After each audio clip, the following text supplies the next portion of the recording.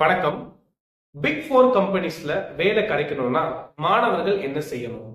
இந்த வீடியோல நான் 6 முக்கியமான விஷயங்களை சொல்றேன்.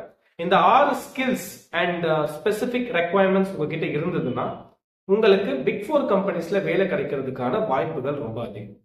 முதல்ல பிக் ஃபோர் கம்பெனிஸ்னா என்ன? டெலாய்ட், கேபிஎம்ஜி, பிடபிள்யூசி, இஎன்ஒய் இந்த 4 கம்பெனி தான் உலகத்தின் தலை சிறந்த ஆடிட்டிங் கம்பெனிஸ். இதுதான் நம்ம பிக் ஃபோர்னு சொல்லணும். ஸோ நீங்க காமர்ஸ் முடிச்சதுக்கு அப்புறம் நீங்க எந்த கம்பெனியை டார்கெட் பண்ணணும்னா பிக் ஃபோர் கம்பெனிஸ் தான் முதல்ல டார்கெட் பண்ணணும். அதுக்கப்புறம் நீங்க மேனேஜ்மெண்ட் கம்பெனிஸ்க்கு போகலாம், இல்ல நீங்க சைமல்டேனியஸா அக்கவுண்டிங் கம்பெனிஸ் கூட பார்க்கலாம். ஆனா பிக் ஃபோர் கம்பெனில கிடைக்கிறது ஒரு பெரிய பெருமை. ஸோ அதை நம்ம இந்த வீடியோல டீடைல்டா பார்ப்போம். முதல் விஷயம் டெக்னிக்கல் ஸ்கில். டெக்னிக்கல் ஸ்கில்லுக்கு நமக்கு ஆல்டர்னேட்டிவ் கிடையாது, சப்ஸ்டிடியூஷனும் கிடையாது. நீங்க இதை கத்துக்கிட்டு தான் ஆகணும். ஒரு கம்பெனியோடைய இஆர்பி சிஸ்டம் எப்படி ஃபங்க்ஷன் ஆகுது, சாப் சாஃப்ட்வேர் உங்களுக்கு தெரியணும், அண்ட் முக்கியமா எக்ஸல். நான் இதோட நிறுத்திக்கிறேன். ஸோ ஏதோ ஒரு கம்பெனில நீங்க அந்த கம்பெனியோடைய இஆர்பி சிஸ்டம் என்னவோ அதை கொஞ்சம் ஒரு இன்டர்ன்ஷிப் மாதிரியோ இல்ல உங்களுக்கு தெரிஞ்சவங்க கிட்ட கேட்டு அதை பத்தின ஒரு புரிதல் தெரிஞ்சுக்கிட்டு நீங்க டேலி, சாப், எக்ஸல் இந்த மாதிரி சாஃப்ட்வேர்ஸ் எல்லாத்தையும் நீங்க செஞ்சீங்கன்னா கத்துக்கிட்டீங்கன்னா உங்களுக்கு ரொம்ப உபயோகமா இருக்கும். இதை நான் முதல் விஷயமா சொல்றேன். ரெண்டாவது விஷயம் பாத்தீங்கன்னா சாஃப்ட் ஸ்கில். இதை நீங்க காலேஜ்ல கத்துக்கணும். சாஃப்ட் ஸ்கில் அப்படின்னா communication. Communication naturally you will be judged. So better you learn to speak in English ஃப்ளூவென்ட்லி. English ரொம்ப புலவா இருக்கணும்னு அவசியம் கிடையாது. நீங்க என்ன பேச வரீங்களோ அதை அவங்க எதிரில் இருக்கிறவங்க புரிஞ்சுக்கிற அளவுக்கு இருந்தா போதும். ஸோ அந்த சாஃப்ட் ஸ்கில் உங்களுக்கு கண்டிப்பா இருக்கணும். அதுவும் முக்கியமா communication and communicating in English is mandatory. அதுக்கு நீங்க என்ன பண்ணணும்னா காலேஜ் படிக்கும் போது உங்க நண்பர்கள் கிட்ட இங்கிலீஷ்ல பேசி பழகுங்க. ஏன்னா அது ஒரு விஷயத்த நமக்கு சொல்லுது இல்லையா, நீங்க எல்லா பரீட்சையுமே இங்கிலீஷ்ல தான் எழுதுறீங்க, ஆனா உங்களால இங்கிலீஷ்ல பேச முடியலன்னா என்ன அர்த்தம்? நீங்க உங்களையே நீங்க அந்த மொழியில சரியான பயிற்சி இல்லைன்றது தெரியப்படுது. அப்போ அதனால என்ன பண்ணணும்னா நீங்க உங்க ஃப்ரெண்ட்ஸ் கிட்ட, அதுக்கப்புறம் ஒரு பிலிம் பார்க்கும்போது கீழே இருக்கிற சப்டைட்டில்ஸ் ரீட் பண்றது, நியூஸ் பேப்பர் படிக்கிறது, இந்த மாதிரி ஃப்ரீக்வெண்டா பண்ணிட்டு அதே மாதிரி உங்களுக்கு அந்த சாஃப்ட் ஸ்கில் ஸ்ட்ராங்கா இருக்கிற மாதிரி பார்த்துக்கோங்க. இது ரெண்டாவது விஷயம் தான் நான் உங்களுக்கு சொல்றேன். மூணாவது விஷயம் பாத்தீங்கன்னா இண்டஸ்ட்ரி நாலேஜ். இப்போ இண்டஸ்ட்ரி நாலேஜ்னா இப்போ நம்ம எல்லாம் ஆடிட்டிங் கம்பெனியை டார்கெட் பண்றோம். அப்போ ஆடிட்டிங் கம்பெனிக்கு ரிலேட்டடான அக்கவுண்டிங் ஸ்டாண்டர்ட்ஸ் என்னவா இருக்கு, இப்போதைக்கு கவர்மெண்ட் ஏதாவது ரெகுலேஷன்ஸ் கொண்டு வந்திருக்காங்களா, இல்ல ஆடிட்டிங் அசோசியேஷன்ல ஏதாவது புது நார்ம்ஸ், இந்த மாதிரி அந்த பர்டிகுலர் இண்டஸ்ட்ரி ரிலேட்டடா நடக்கக்கூடிய விஷயங்கள், அப்டேட்ஸ், அந்த நியூஸ் எல்லாத்தையுமே நீங்க நல்லா தெரியப்படுத்திருக்கணும். ஏன்னா இது இன்டர்வியூக்கும் உபயோகமா இருக்கும். அட் த சேம் டைம் நீங்க எந்த கம்பெனியை டார்கெட் பண்றீங்களோ அந்த இண்டஸ்ட்ரியை பத்தின ஒரு புரிதல் உங்களுக்கு இருக்கும். இது உங்களுக்கு ஒரு நல்ல அப்பர் அட்வான்டேஜ் கொடுக்கும். மற்றவர்களோட கம்பேர் பண்ண பொழுது உங்களுக்கு இண்டஸ்ட்ரி எக்ஸ்பீரியன்ஸ் இல்லைனாலுமே அட்லீஸ்ட் அதை பத்தின ஒரு ஃபண்டமெண்டல் நாலேஜ் இருக்கு அப்படின்றதே ஒரு அட்வான்டேஜா நம்ம இங்க எடுத்துக்கணும். அண்ட் நாலாவது விஷயமா நான் சொல்றது ப்ரொஃபஷனல் ஸ்கில்ஸ். இப்போ ப்ரொஃபஷனல் ஸ்கில்ஸ் அப்படின்றது ரெண்டா பிரிக்கலாம். ஒன்னு டெக்னிக்கல், இன்னொன்னு நான் டெக்னிக்கல். நான் இங்க நான் டெக்னிக்கல் மட்டும் சொல்றேன். என்னன்னா இப்போ நாளைக்கு நீங்க ஒரு கம்பெனில வேலை செய்ய பொழுது உங்களுக்குன்னு ஒரு டீம் இருக்கும். நீங்க ஒரு டீமுக்குள்ள இருப்பீங்க, ஒரு டிபார்ட்மெண்ட்குள்ள ஃபங்க்ஷன் பண்ணுவீங்க.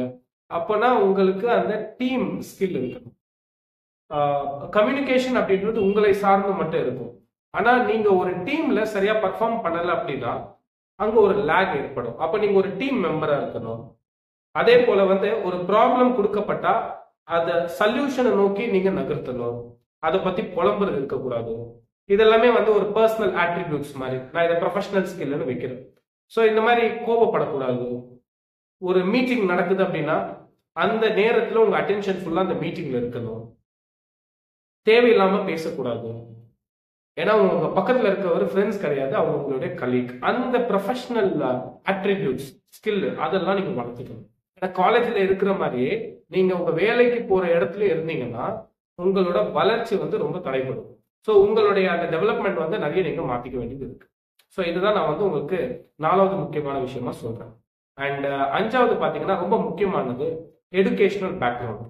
அந்த காலேஜ் படிக்கிறவங்க சார் அப்புறம் என்ன, பிக் ஃபோர் கம்பெனிஸ் பொறுத்த வரைக்கும் நமக்கு ஒரு பெரிய அட்வான்டேஜ் என்னன்னா சில காலேஜஸ்ல மட்டும்தான் பிக் ஃபோர் கம்பெனிஸ் பிளேஸ்மெண்ட்டுக்கு வராங்க. அந்த காலேஜ் பசங்களுக்கு அது அட்வான்டேஜ். பட் 99% மாணவர்கள் வேற ஏதோ ஒரு காலேஜ்ல தானே படிக்கிறாங்க, அவங்களுக்கு அந்த பிளேஸ்மெண்ட்டே வராது. அவங்களாதான் போய் பிக் ஃபோர் கம்பெனில தேடணும். இது ஒரு பெரிய சேலஞ்சிங் பார்ட். இப்போ நான் அதுக்கு தான் என்ன சொல்லுவேன்னா, நீங்க 11th and 12th படிக்கும் போதே நல்லா படிங்க. 12th நல்ல மார்க் எடுத்து இந்த மாதிரி பிக் 4 கம்பெனிஸ் எந்த இடத்துல பிளேஸ்மெண்ட் வராங்களோ அந்த காலேஜ்ல போய் சேருங்க.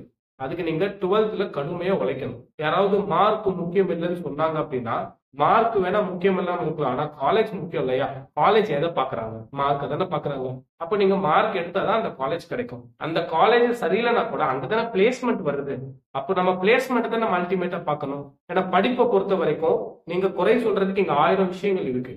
அது எல்லாத்தையுமே ஒதுக்கிட்டு உங்களுக்கு பாசிட்டிவா நிறைய விஷயங்கள் அரசாங்கம் கொடுக்குது, சமுதாயம் கற்றுக் கொடுக்குது, அதெல்லாம் நீங்க பிக் பண்ணிக்கணும். அதை எடுத்துட்டு உங்களோட காலேஜ் வாழ்க்கையை நீங்க சரியா பயன்படுத்தி ப்ரொஃபஷனல் லைஃப்ல டெவலப் பண்ணிக்கணும். ஸோ அதுக்கு முக்கியமா நல்ல காலேஜ்ல போய் சேரணும். இதுக்கு மார்க் ரொம்ப முக்கியம். ஸோ நீங்க எங்க படிக்கிறீங்க அப்படின்றது, நீங்க எங்க வேலை போக போறீங்க அப்படின்றது ரொம்பவே தீர்மானிக்கிற ஒரு இடம். ஸோ அதனால எஜுகேஷன் கொஞ்சம் நீங்க சரியா பாத்துக்கணும். சரிங்க சார், என்னோட நிலைமை, என்னோட பைனான்சியல் பேக்ரவுண்ட் செட்டப் சரியில்லை, நான் வேற என்ன பண்றது?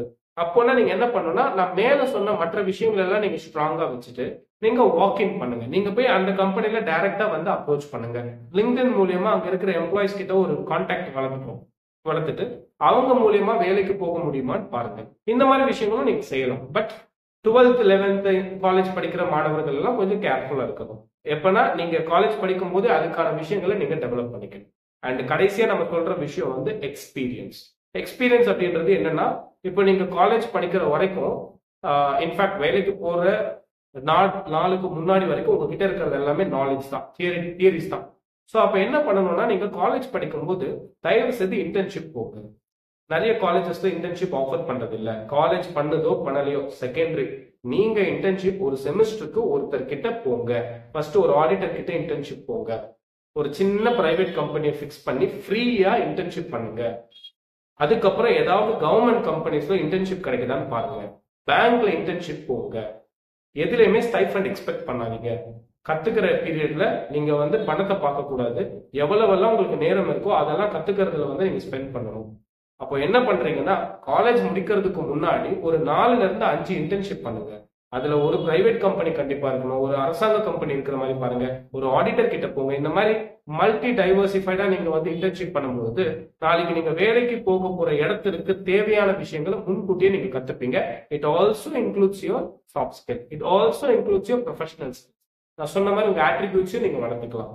இதெல்லாம் நீங்க செஞ்சீங்கன்னா கண்டிப்பாக பிக் 4 கம்பெனி நமக்கு கிடைக்கும். பிக் 4 கம்பெனி நம்ம டார்கெட் பண்றோம். அது கிடைக்கலன்னா நம்ம மேனேஜ்மெண்ட் கம்பெனிஸ் ட்ரை பண்ணலாம், இல்லைன்னா ஒரு நல்ல அக்கௌண்டிங் கம்பெனி ட்ரை பண்ணலாம், இல்லைன்னா பெரிய நிறுவனங்கள்ல அக்கௌண்டிங் டிபார்ட்மெண்ட்ஸ் நம்ம ட்ரை பண்ணலாம். ஸோ ப்ரையாரிட்டி வச்சு டார்கெட் பண்ணி கரெக்டா அடிச்சோம்னா உங்களுக்கு எந்த இடத்துல போகணும்னு நினைக்கிறீங்களோ அது கிடைக்குதோ இல்லையோ அதுக்கு அடுத்ததாவது நமக்கு கண்டிப்பா கிடைக்கும். ஸோ அதுக்கான உழைப்பை கண்டிப்பா போட்டுட்டே இருக்கணும். நன்றி.